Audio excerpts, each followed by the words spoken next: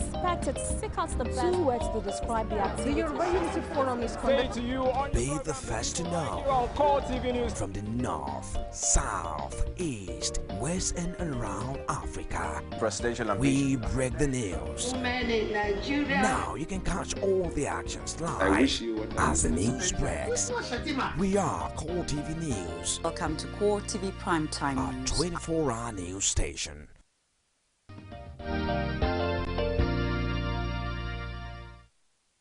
Glad to have you join us again. Of course, the holidays are over and people are back at work. How do Nigerians really feel being back on the first day at work in January 2015? We were able to speak with a couple of them, and this is exactly how they put their plans, their dreams, and of course their expectations for the year.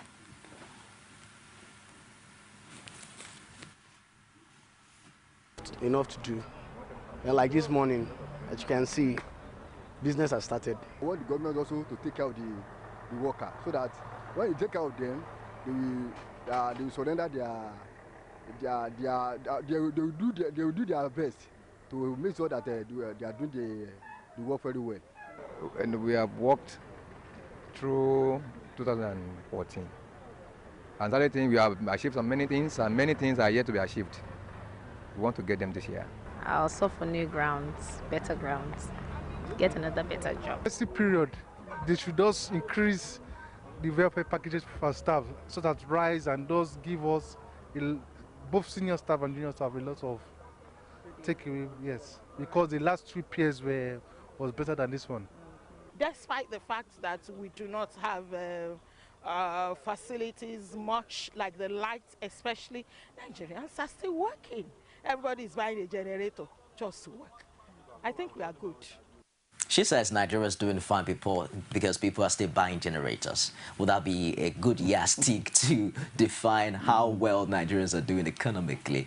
Yeah, well, only time will tell, but it looks as if if I still have some pink things to put on this body, wearing a suit and you still have food on your table, many people believe that it can only get better. So we're hopeful too. Well, about yesterday, I believe Ogun State came alive again.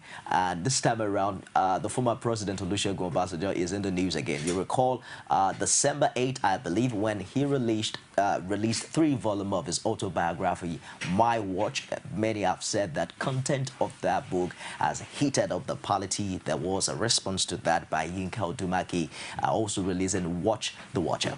But this time around, it's women leader of the Southwest. They call them the Southwest Women Leaders, visited him at his residence yesterday in Ota, and it was another round of some sort of pronunciation, some sorts of opinions and comments that would, in the unfolding days, also becloud public debates and, of course, public opinions. Let's have a little take of it. Our nation is going by the current atmosphere of palpable fear and uncertainty. Our nation is plagued by insecurity, economic downturn, poverty, corruption, among other myriads of daunting challenges. The unabated nefarious activities of the insurgents, which have placed us as a people on the throes of war, is worrisome to us, because the women folk is the most affected. Okay. I was hoping that we're going to hear something from the ex-president himself, but in that particular meeting, he claimed that more than $25 billion inherited by his successor, Musa Yar'Adua, was raised to $35 billion, but the Jonathan administration squandered it all, including also the $40 billion in Nigerians' foreign reserve account after paying the outstanding debt at the time. I'm hopeful that when MCR gets that sound, we'll be able to have details of what he says. According to him, he says Yar'Adua raised the reserves to $60 billion, but under President Jonathan, the reserves actually dwindled. This new claims follow a series of public denunciation of Jonathan's government by the former former president, so to speak. And you also record content of My Watch where he made his intentions and his school of thought about Jonathan known. Once the election is fair, free, and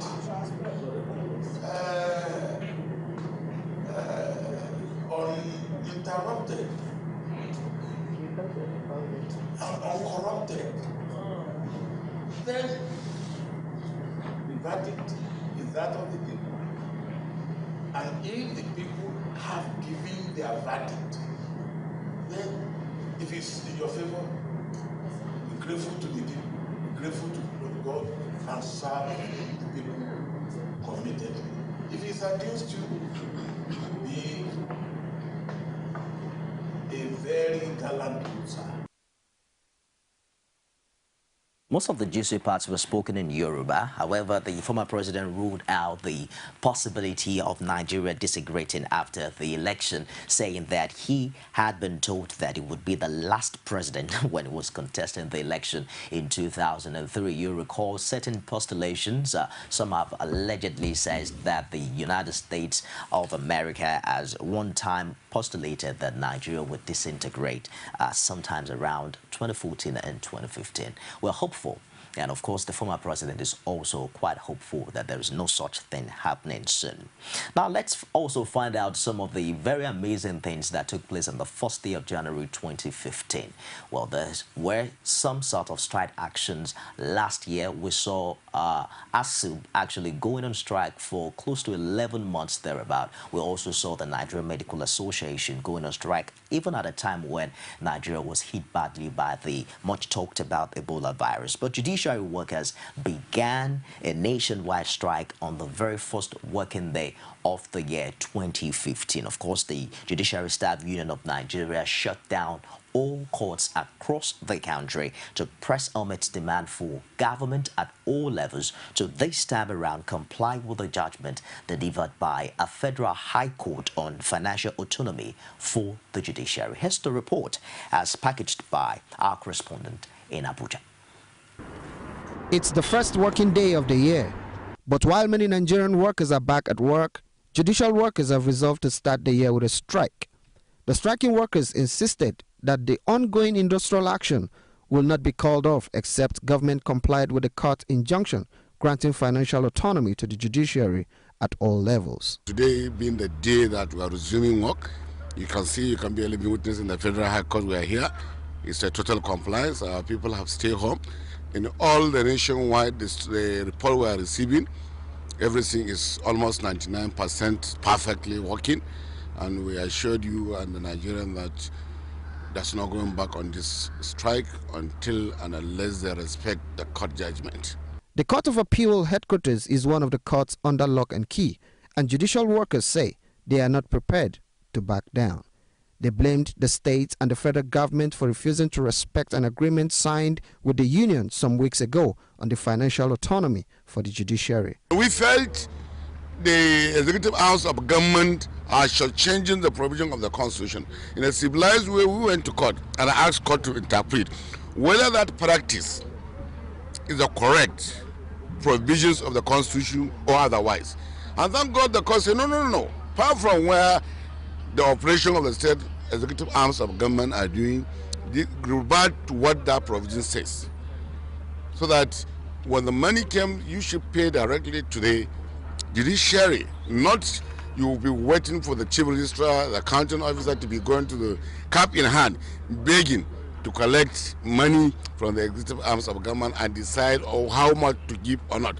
Some lawyers are also in support of the strike. One of them, Jubrin Kutepa, expressed concerns over the state of Nigeria's judiciary while appealing to government to honor the agreement reached with the union. This strike is coming at a crucial period when many politicians who are dissatisfied with the party's primaries are hoping that courts will come to their rescue. For the judiciary, I can speak because the condition of courts is so dilapidated that even a blind person in our court will appreciate that we don't have conducive atmosphere except few courts. You see judges still writing with long hand. You see you cannot get copy. I mean, for those of us who watched Oscar Pistorius' trial in South Africa, did you see the judge sitting down, taking long hand? Did you see it? And you get what you need the moment the proceeding is over. But it cannot happen in Nigeria. The only court you can get proceeding immediately, perhaps is Supreme Court. They deliver judgment and hand over to you. But even there, they still tell you that some justices have not yet made their contribution available. Wait till tomorrow, wait till come next day. But if you look at the Constitution very well, it gives 7 days to get copies of proceedings. But we will breach it we will breach those provisions. So, what it portends, therefore, is that the democracy, the way it is going, if we are not careful, is in danger. The judgment that the judicial workers are holding onto was delivered almost a year ago on February 13, 2014. A federal high court sitting in Abuja on that day ordered the Accountant General of the Federation to make deductions from the consolidation revenue account for state judiciary, but the state governments are not willing to abide by the ruling. Now, the workers say all courts across the country will remain shut until they see signs of financial autonomy of the judiciary. All right, follow us on Twitter at Core Digest Live, where we expect to get all of your comments, your reaction to the topic of discussion this morning. Of course, questions and inquiries as it may be. Subsequently, in the course of the show, we'll also open the phone lines. I'm joined now by former NBA chairman, Ikeja branch, Barrister Monday Ubani. Good morning and thank you for joining us today. My pleasure. Compliment of the season. Happy New Year to you. Last year we saw strike actions in the education sector. We saw some pockets of it in the judiciary. We saw it happening late in the year in the oil sector. Amazingly, it also happened in the health sector. But if you were also observant, you noted that the issue of remuneration, the idea of deals between these unions and federal government have been central in all of the reasons why these unions went to strike. Are you looking at this as a trend in Nigeria? Well, the issue of strike is a legitimate tool in labor law. You reach out to the employers in order to reach amicable settlement if you have any issue that is outstanding, especially any labor-related issue or issue of welfare, or issue of allowances or salaries and all that. You sit down to agree. It's normal. I mean, in every human relationship there are issues, but the most important thing is that you must look out for a way to sort out those issues. But when it takes two to tango, it takes two to agree on any matter. Now, if the other party is not willing, to sit down even to discuss whatever is your grievance, then there are other options open under labor arrangement for you to draw the attention of your employer. And one of them is the issue of a strike.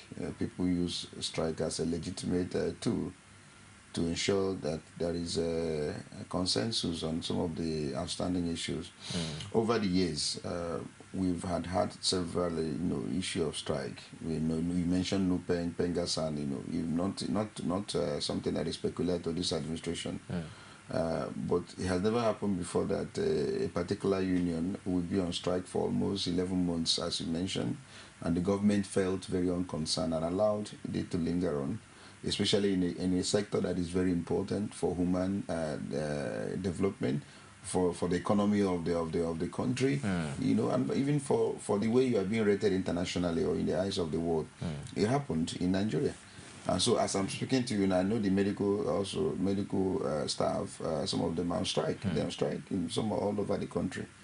And nothing is being said about it. And then we hear this issue of threat that on the 2nd of January 2015, Jusun will start a strike. We thought it was a joke, that is something that actually will be resolved before they embark on that strike. But it came to be a reality that yesterday I was in Abuja, in order for a proceeding in Federal High Court, and the court was locked in. We were locked out. There was no proceeding anywhere in any of the courts in Abuja yesterday. I understand also the entire federation. You heard the president or the chairman saying that it was an effective strike, and that there is no going back on it.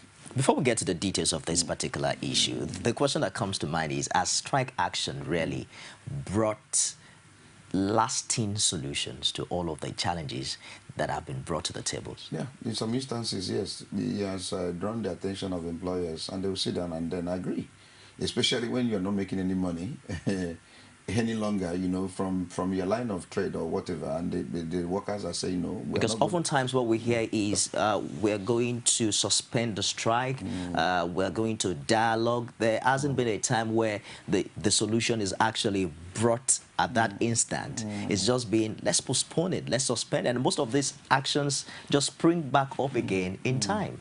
Yeah, it's a sign of irresponsibility if, you know, people have a grouse and then you don't. And people now come up with all manner of sentiment. You know, sentiments usually play a role in all this.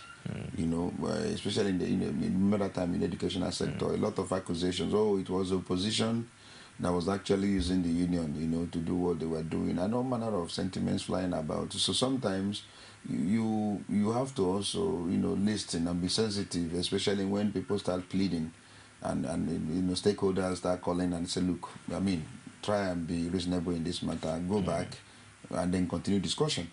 So sometimes people are cajoled or are compelled to call off in order to ensure that, I mean, let it not be look as if we are stubborn. You know, we just want to cripple the government or cripple the economy of that company and all that. But the situation is that, as I said earlier, it's a legitimate, you know, tool in labor. For you to draw this in. Yeah, you start with discussion. There is your bargaining, what they call collective bargaining.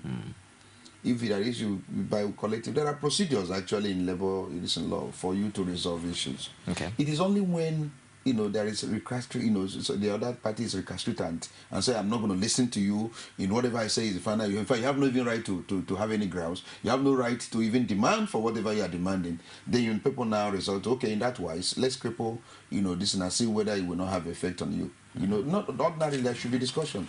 It should be this, you know, you bring it on table, people will, you know, agree. My workers usually call me and say, let's have this discussion. And we sit down, we are, you know, okay, I will do this in so this, and then, you know, watch me. Then in 2 months' time or 3 months' time, whatever you cannot do now, you will begin to implement it. And that is what makes people to feel happy, you know, and I'm being listened to, you know. Oh, okay, we need these changes here. We need new table. We need, you know, you look at your budget. If it's something that you can attend to at that point in time, you know, you will. But let it not be that you are living in luxury and you say you cannot attend to it. And they're seeing you live in luxury. They're seeing certain things, money coming in, and you're not doing those things. You know, you're really provoking them. I say, look, it then means that the money is there and you are not. And that is what is going on, you know, with state government and they live in luxury.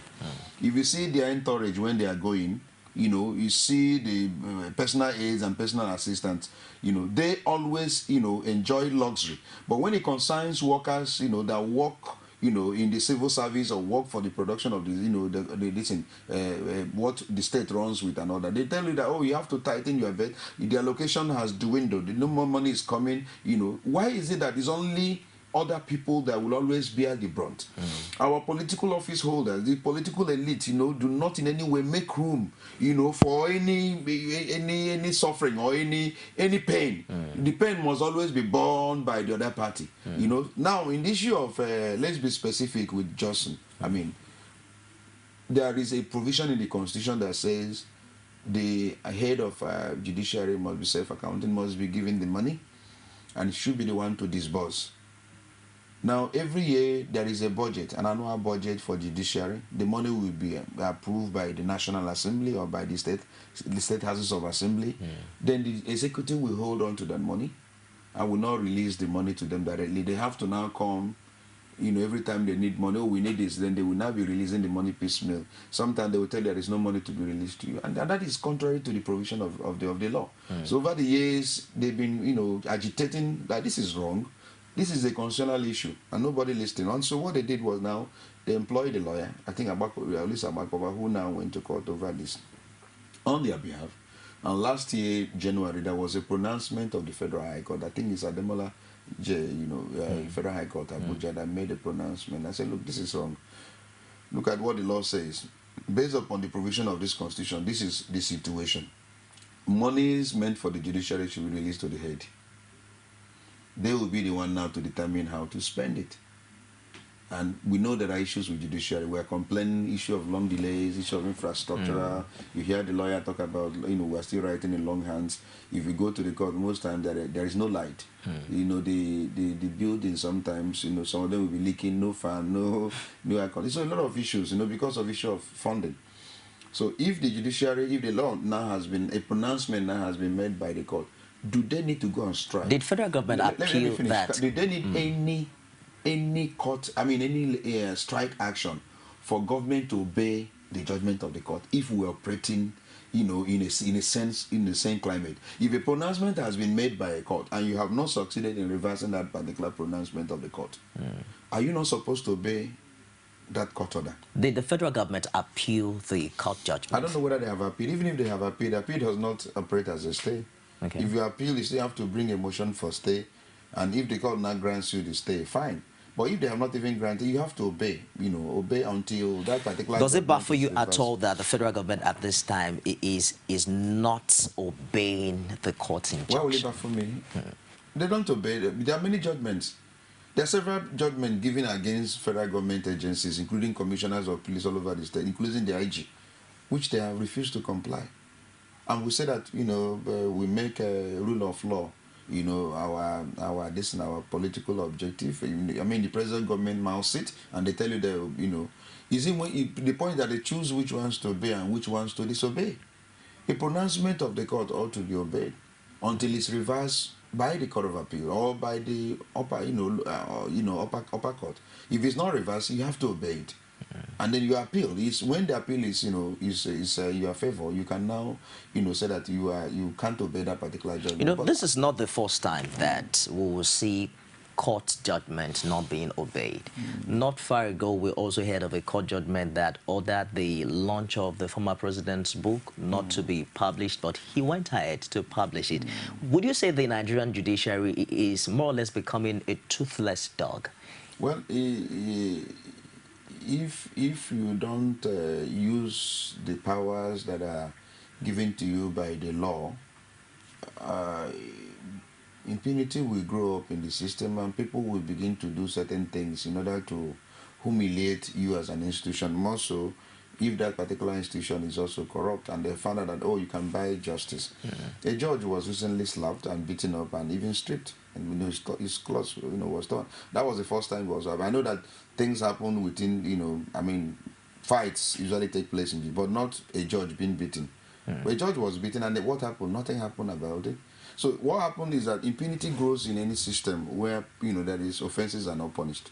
Bible says because offenses are not, redressed, offenses are not punished, so men, tend to become, more lawless, and anarchy grows up in the system. So how you correct a system, how you run a sane country is when, you implement your laws. You make sure that laws are obeyed, no matter who, irrespective of personality, irrespective of status. But here is status. The moment you are big in this country, the moment you are rich, you are big. You are above the law. And the system encourages you. The system allows it. The system does not frown at it. So it must be the system. The system must say no. I mean, we see what goes on in developed economies. The system is against anyone that wants to truncate the system. But here, what we do is that we held those that are, that are behaving in a manner that shows anarchy. We held those that are lawless. We held those, that truncate the system. And so there's no morality anywhere. There is no standard, it's anyone does whatever, there was time in the Bible recorded that everyone was doing whatever he believes is right in his eyes. But which arm or body of government has that responsibility of executing court orders or prosecuting them? Actually, it's executive. So the executive, they're the one that controls the instrument of coercion. That's police, army, all the security agencies are clearly under the executive. So in this case, we see them disobeying, flouting, because, of course, especially the police. Several judgments have been given against Nigerian police, which they have not complied. Several of them. They're asked to pay 100,000, 1 million, 2 million for violating citizens' right. Most of them are not. They ignore you. They don't even come to court when you serve them at times. They arrest and put somebody in detention, and you serve them, court papers to appear in court. In several instances, they don't even honor it, and then you go ahead and give your judgment. They will just be laughing at you. Let us see who will come and execute it. And that is why the country is where we are today. We have not made any progress. No matter how anyone is deceiving you, some of us who know how the system works will always be, be honest in this country to tell the truth. The way we are running this country is not how we can make this country to be a developing country.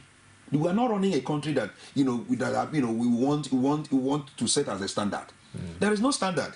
And so you must begin to correct the foundation of this nation. And that's why we thought that even the national conference, we were all clamoring for, would have been a veritable instrument to correct and start on a clean net, a clean slate.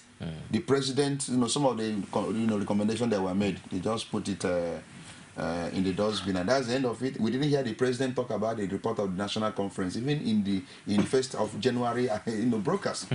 Remember, he made a promise that he will implement it before the election.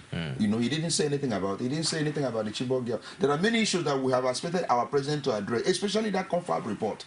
And I tell you, we are going into this election with a flawed federalism we're operating. And so you expect there's going to be peace? That's all right. We'll get there. Let me just quickly open the phone lines, and don't forget you can also follow us on Twitter at Cool Digest Live. The phone lines will be open when you call in and able to turn down the volume of your TV set. Let's keep the conversation on the phone. Turn down the volume of your TV so we can do without the feedback distortion. Well, is there any relationship that exists between the delay in judgment in the courts, as we see them now, and the financial autonomy that JUDICIAL is fighting for? Well, you can remove it, but it may not be, necessarily other issues. When we talk about judiciary, it's a full day's discussion. There are many factors militating against efficiency in judiciary, in justice delivery generally. You look at this issue of financial autonomy as one of them. The issue of staff also. Who are those that are made judges? How do you generate the names of those that even become judges in Nigeria and all that? So we have to look at that. We have to look at the issue of infrastructure. Basically, also, it has to tie down to the issue of funding. They must have adequate funding. Then the issue of the flawed system you're operating, the federal system. It is the NJC that determines the number of judges a state will employ. It doesn't happen anywhere. Like Lagos State may require up to maybe 300 judges for efficient delivery of justice. Are you following me? Because there are many cases every day. You don't need to clog the docket of a judge, with 200 cases here, no cost list and all that, so in the cost list. But the NJC said, no, we don't have money for that. We will only approve maybe 100 judges for you. Whereas you as a state, you may require 300 judges for effective justice delivery. So such a system is flawed. You cannot make for efficiency. Why would it be the federal government determining the number of judges a state should employ if you operate a proper federal system of government? So I'm saying there are many factors militating against our justice sector, delivery. So it may not necessarily be the issue of funding, but it's part of it. Funding is very key. Money, money, Bible says money answereth all things. If you have money, of course you improve on the issue of infrastructure, you improve on the issue of IT, you also improve on the issue of, imagine when you get a judgment is delivered, it takes you almost 1 month or 3 months, for you to get a copy of the certified true copy. The judicial staff will now begin to milk you. They now tell you how much you have to pay for a certified true copy. That is a constitutional right. You hear the lawyer say that within 7 days you are supposed to get a certified true copy of the ruling or the judgment. But you have to start, they will say, come tomorrow. Come. If you see how these guys mess up lawyers in the judicial system of, in the judiciary in this country, you will just cry. You will get a judgment, you don't get a copy of the decision ruling. You don't get a copy of the judgment. They will keep on, postponing you. Is the issue of service? You file a case today and you pay them for service. You have to also pay for service. You already paid. You still have to go to negotiate with the sheriff to go and effect service. They will come out, oh, we have not seen it. Even when they have not gone, then collect more money again for sub-state service, to paste. You spend so much money. They frustrate you from one sector or the other before you even get the ruling and get the judgment itself. Then is the issue of even, carrying out the execution. You have gotten judgment. Now it's for you now to have the judgment executed. They will now put a lot of stumbling block. They will tell you, go and meet the police. Police will now give you a new bill. Sometimes police will now start reading the judgment. Oh, that this is not what the court said. Rewriting the judgment of a. So there is nothing you get in this country by merit. And why? Because the system is so flawed. And you don't have any person you can complain to who will effectively address the situation and say, no, this is wrong. This is the way we should run this country and all that. Just a minute, Barrister. Let's open the phone lines. Hello, good morning. Good morning. Welcome to Call Digest. Thank you. I'm listening to I can hardly hear you. Can you move away from where you are? Can you move away from where you are? I can hardly hear you. I'm listening from the question from Abia State. Okay, what's your name? Where are you calling from? From Abia State, I'm Jasper. Jasper from Abia State. Please go ahead with your contribution. Hello? Hello? I'm with you, Jasper. Go ahead with your contribution. Okay. I'm impressed with the things that's going on in the place. Okay.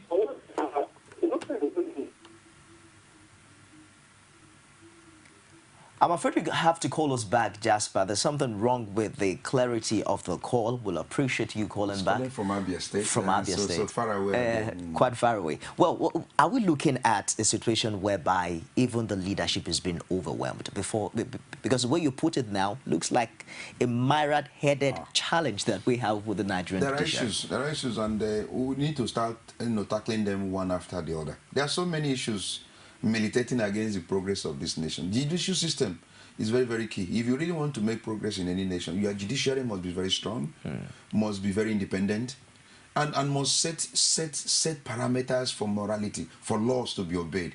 The judicial system and the press, very key. These two key factors, and we are not having them operating at the optimal level. Now look at the issues that are coming up now. All the political party primaries, all the cases are in court, and they must be resolved before election of 2015. I mean, election is it not on 15th or 13th of February? Now these guys are on strike, and they're saying that they will not call off the strike until the issue is addressed. Now those cases will suffer a delay, and then before you know it, elections will take place.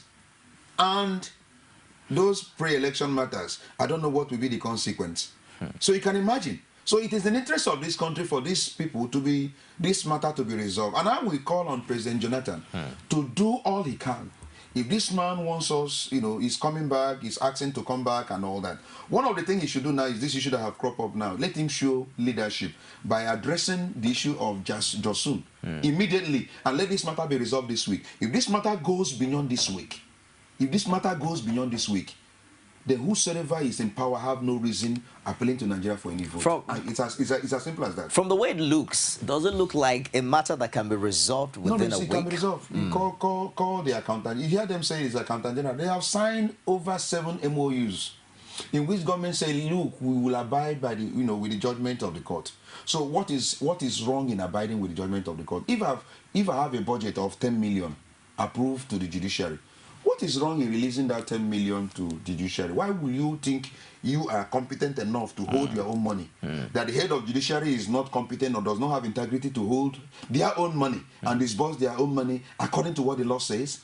So what is wrong in obeying that court judgment? So why can't they resolve it? Oh, you have to take additional 11 months for you to resolve it?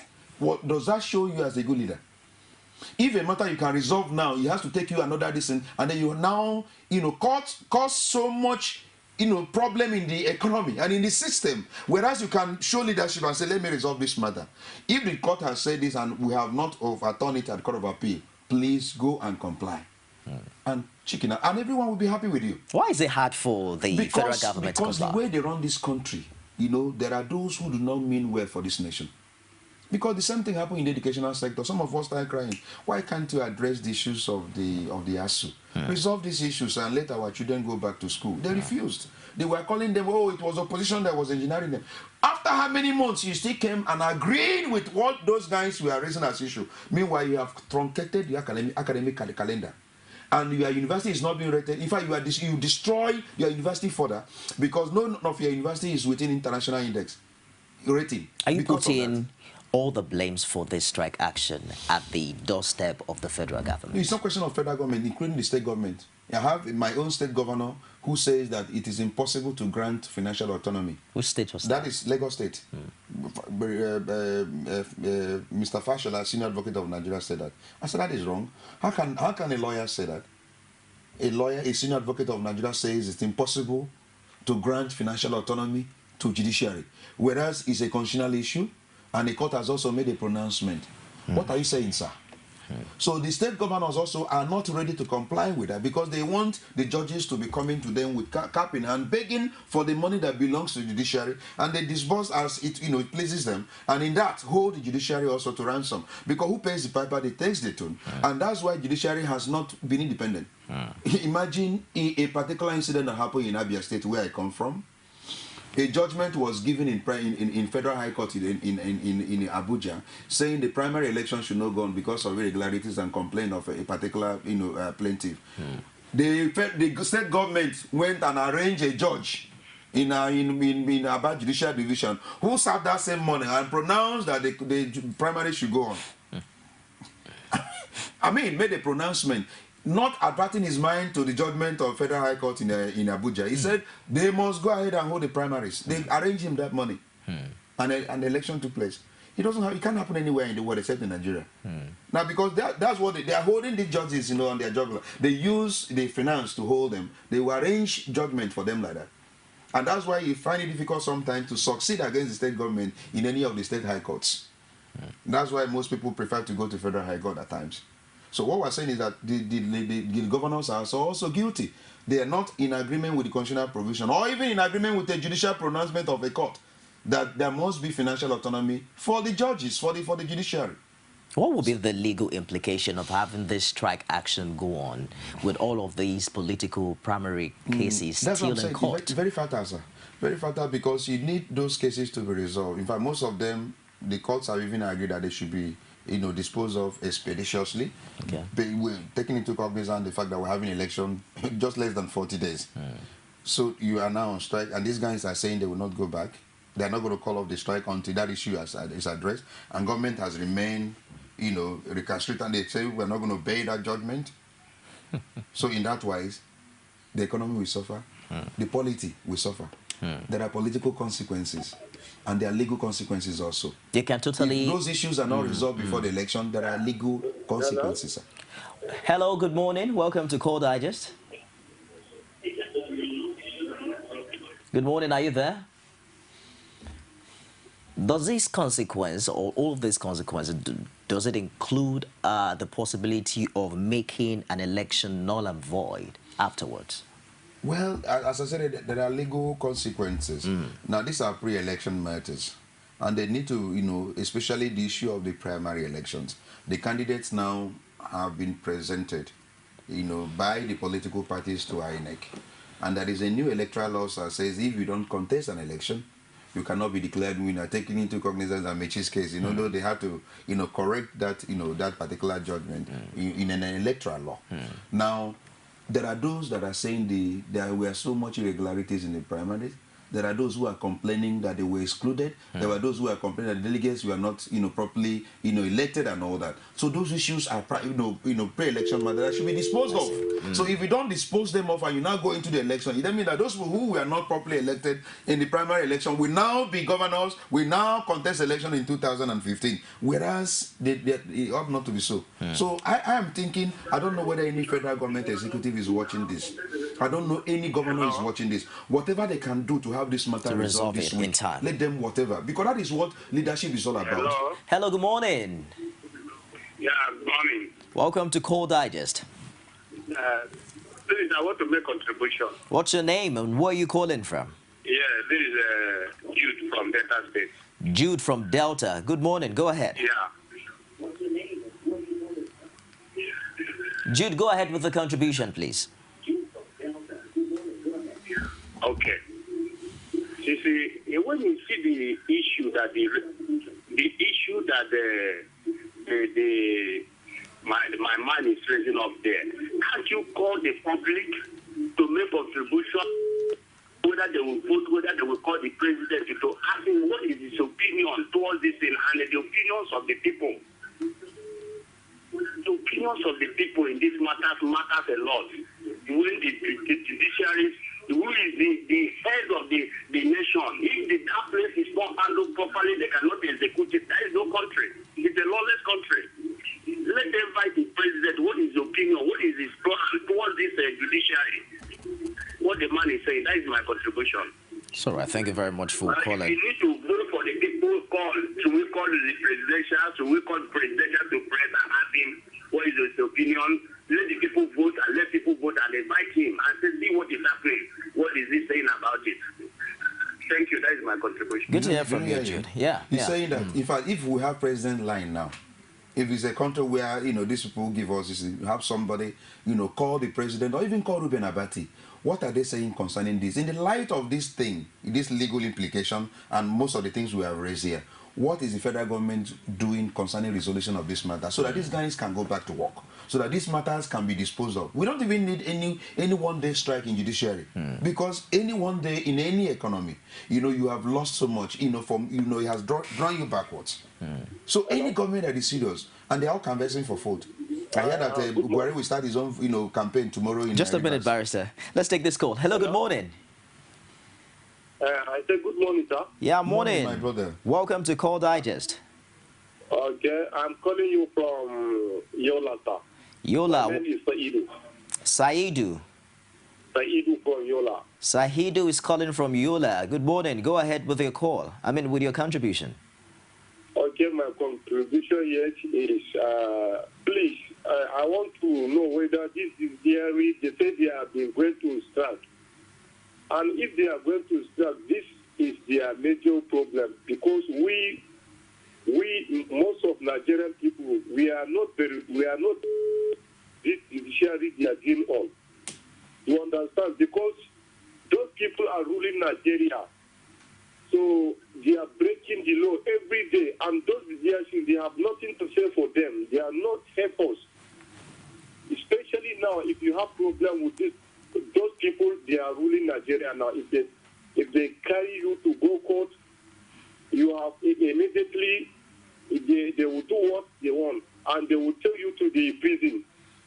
Especially now, if you look at the prison now, many people are waiting trial, and they have nothing to do. If they say they are going to strike, this one is their problem. Nothing concerns us. Because, look, all these people, they are ruling Nigeria now, they are used to break the law. If you are doing something wrong, they will carry you to court and they will carry you to prison. You have nothing to say. So that's my contribution. If please, we want those people to help us because by many people now, they have nothing to say and they have nobody who will help them. So that's my problem, sir. Thank you. Thank you very much, Sahidu from Yola. We're also having some comments on Twitter. The direction here is that why did Jason wait all the while? They got a court injunction since January 2014, thereabout. Why did they wait till about few weeks to 2015 election? No, they went on strike. If you remember in 2014, I think almost for 2 weeks. They crippled the justice sector for 2 weeks. And people also intervened. The government then signed an MOU with them that they will implement, the judgment of the court. And it was based upon that. It's the implementation of that particular MOUs they have signed over time that has, brought them back. And they gave notice. They said, okay, since we have waited for a year, because that judgment was delivered actually in January last year, 2014. And so this January, another 1 year. If we have waited for somebody to obey court judgment for a year, haven't you waited enough? They're saying, let us now do it again after a year, since we have waited for them.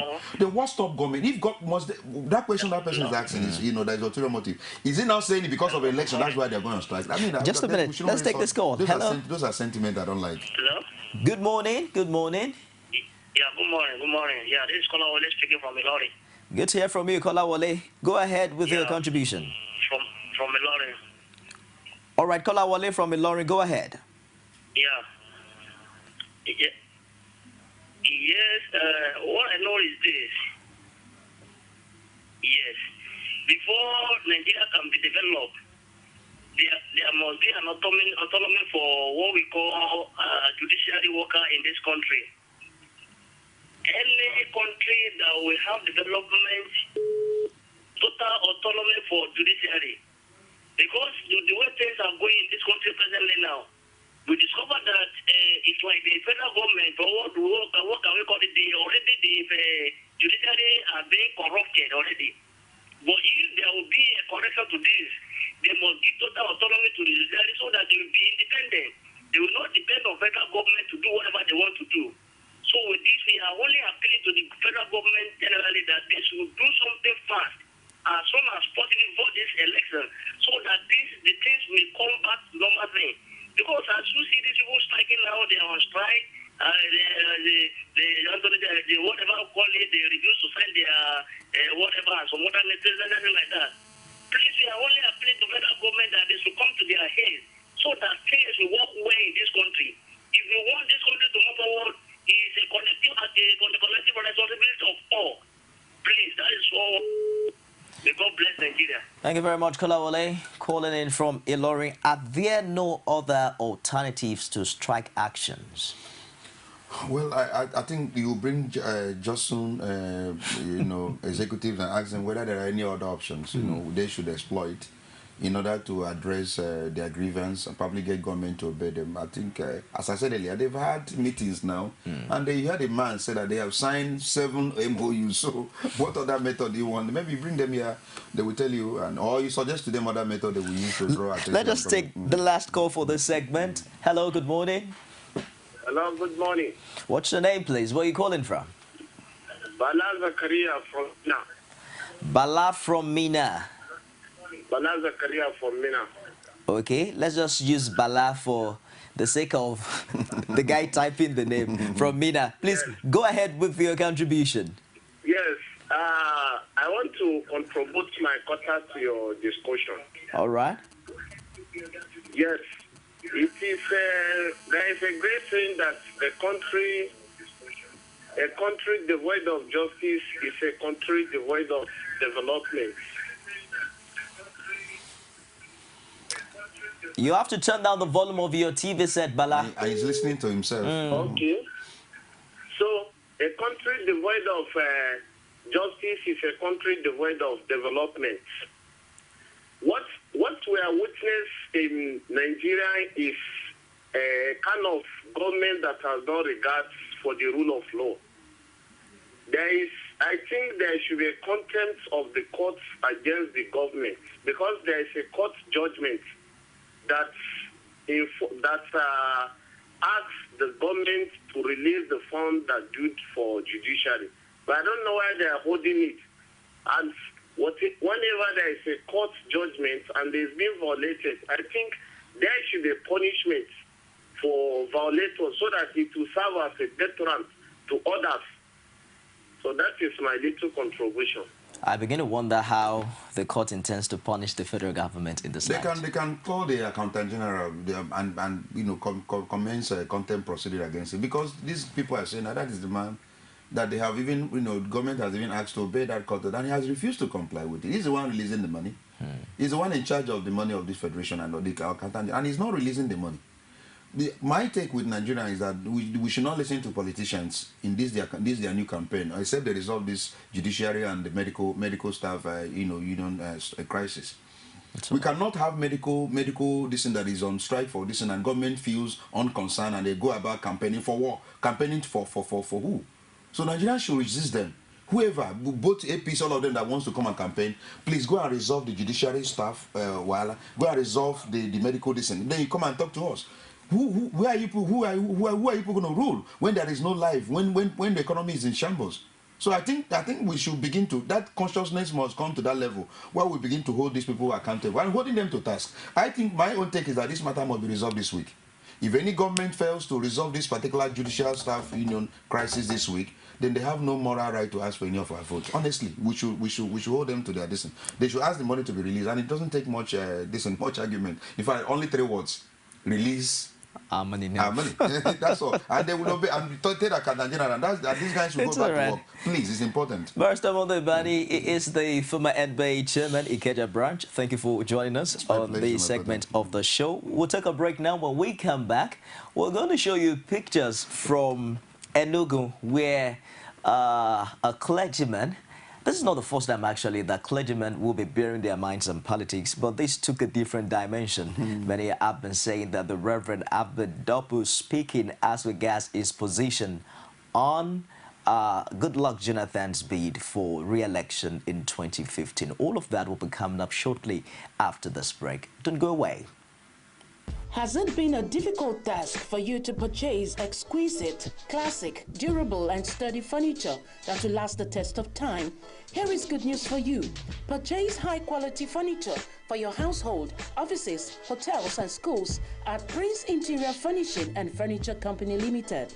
Office address, Goshen Plaza, Showroom 28, Kubo Furniture Market, AYA, Nyanya Road, Abuja. Telephone 0803-119-1444 or 09291-7482. Email princeemeka240@yahoo.com. info@princeinterior.com. Website www.princeinterior.com. Purchase your furniture at Prince Interior Furnishing and Furniture Company Limited. Classic, strong, exquisite.